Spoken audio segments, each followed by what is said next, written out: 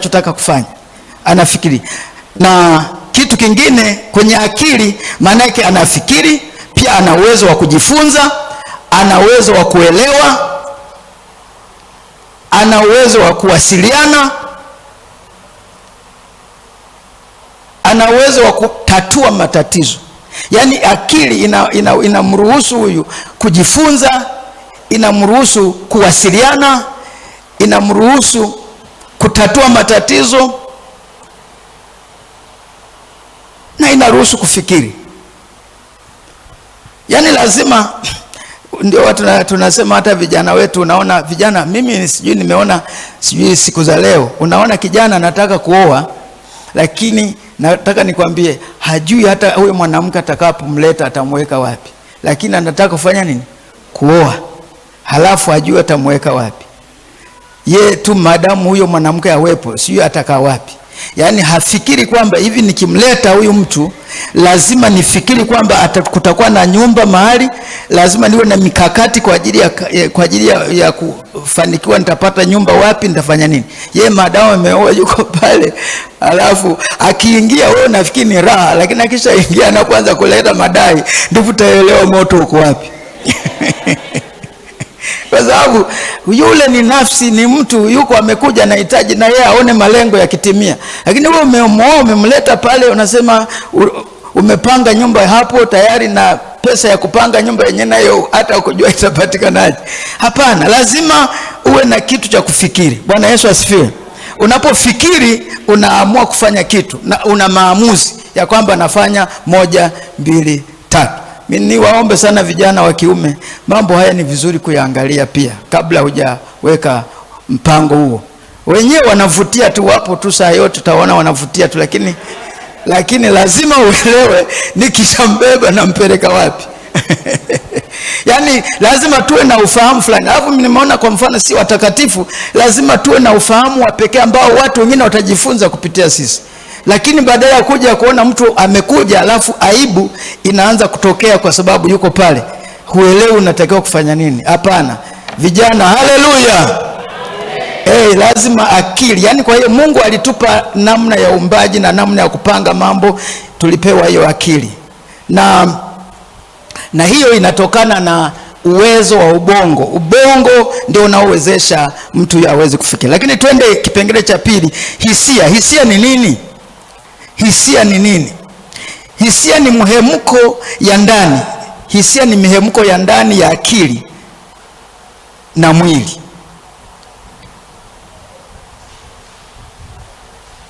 Inayomfanya mtu ajibu kichocheo kinachotokea mbele yake.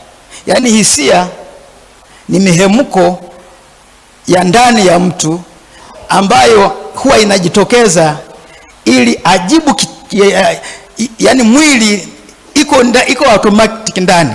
Kwa hiyo ili kujibu kichocheo ambacho kinatokea mbele yake. Kwa mfano, jambo la kwanza, furaha. Mtu kwa mfano hukufikiri kama utacheka, lakini mtu mwingine anaongea, unasikia unaanza kufanya nini? Kucheka. Ile hali ya kucheka ile Mungu aliiweka iko ndani ya hisia. Haleluya. Yaani unasikia umecheka. Nini kimesababisha? Kuna kitu fulani kichocheo fulani kimesababisha wewe utokeze meno. Japo kwa wengine wanasema kuanzia Januari mpaka Disemba hajawahi kutoa meno, hajawahi kucheka. Maisha ya watu wengine wanakuwa na hali ya uzito sana, alisha kuwa na ugumu fulani, amekosewa mara nyingi, kwa hiyo kicheko kwake hakipo. Kwa hiyo huu msukumo wa hisia huwa unatokea. Kitu kingine ambacho kinatokea, mtu msukumo unajibu kichocheo, inaweza ikawa ni kitu kama huzuni. Yaani umepata jambo fulani leo saa hizi, halafu lile jambo ukutegemea, linapotokea unashangaa, unapata huzuni. Kwa hiyo ni hisia. Hisia ndio zinasababisha mtu, vimewekwa ndani ya mwanadamu, Mungu amefanya hivyo, vinatokea tu. Lakini hivyo pia vina namna ya kupambana ili visije vikaingia kwenye uharibifu. Kwa hiyo mtu unaweza kupata taarifa fulani ya huzuni, ukashangaa unahuzunika, hata ukujua itakuwaje, lakini umeshahuzunika. Hata mlikuwa mnaongea na mtu, mlikuwa mnafurahi, alafu analeta ujumbe fulani. Akileta ujumbe fulani, unaona kama ametulia kidogo, unajua tayari kuna viishara fulani vimetokea kupitia lugha fulani au maneno fulani, yamemuaffect, yamemsumbua huyu msikilizaji. Kwa hiyo hizo ni hisia. Bwana Yesu asifiwe. Hizo ni hisia. Alafu kitu kingine inaweza kuwa ni hasira. Kitu kingine ni hasira. Iko ndani ya hisia pia. Yaani kuna kitu kimekuja haraka, alafu ghafla umechange. Ulikuwa unacheka lakini umechange. Hiyo ni mambo ya hisia. Na kitu kingine ni hofu inaweza kutokea. Kwa hiyo hivi ni vitu ambavyo vinaweza kutokea kwenye eneo la hisia. Bwana Yesu asifiwe. Jambo jingine utashi ni nini? Utashi ni kipawa. Utashi ni kipawa au uwezo wa binadamu wa kufanya maamuzi. Utashi ni kipawa au uwezo wa mwanadamu wa kufanya maamuzi.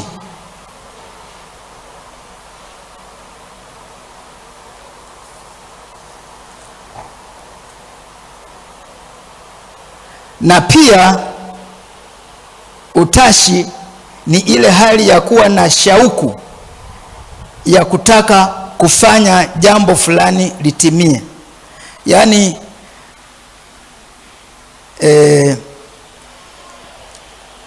utashi,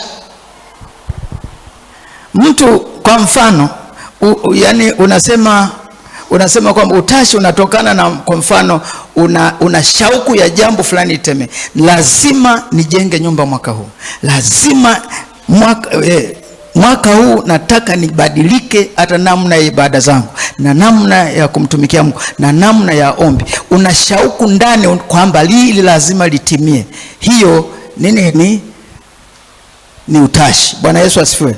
Yaani unasukumwa kabisa, kuna kitu unaona, yaani ukionaga unasema hapana, mimi nataka lazima niingie kwenye maombi mpaka nihakishe wiki hii kuna jambo Mungu anafanya.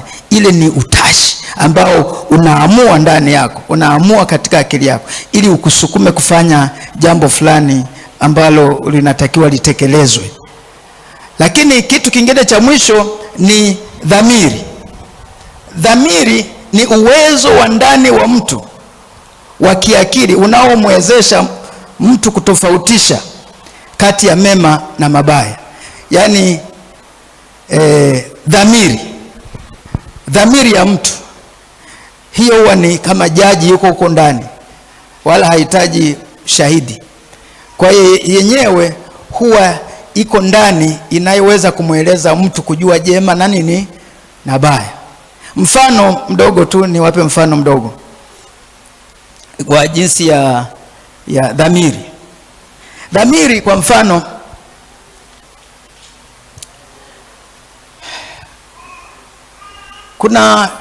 nilipata taarifa fulani kipindi fulani kijiji fulani, wakasema kuna mtu mmoja pale, mwenyeji wa kile kijiji, akasema kwamba nimeibiwa mali zangu. Sasa akawa hajui nani ameiba, lakini akamwambia mwenyekiti wa kijiji cha pale, akasema mimi naomba niitie wakaaji wote wa hapa, mimi najua aliyeniibia ni nani.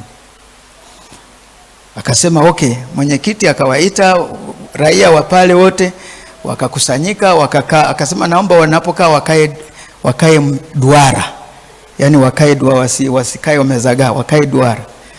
Basi mwenyekiti akafanya hivyo, wakakaa duara. Akasema jamani, kuna mwenzetu hapa anasema ameibiwa, lakini amesema niwaite wakaaji wote kwa sababu yeye anafahamu aliyemwibia. Sasa yeye akachukua mkuki, huyo aliyeibiwa akachukua mkuki na panga, akakaa pale katikati kwenye duara pale. Akasema najua aliyeniibia, maadamu ko hapa na yeye ananiona, najua aliyeniibia. Kwa hiyo ni saa hizi natoka naenda na mchoma na mkuki. Akaanza kuruka, alikuwa anaruka. Kumbe yule mtu alikuwa pale, akanyosha mikono, akasema ni mimi. Kanyosha mikono tayari. Amenyosha mikono sasa, nilisema ni huyu, unaona huyu hapa. ikabidi watulize, nini kilimsukuma mpaka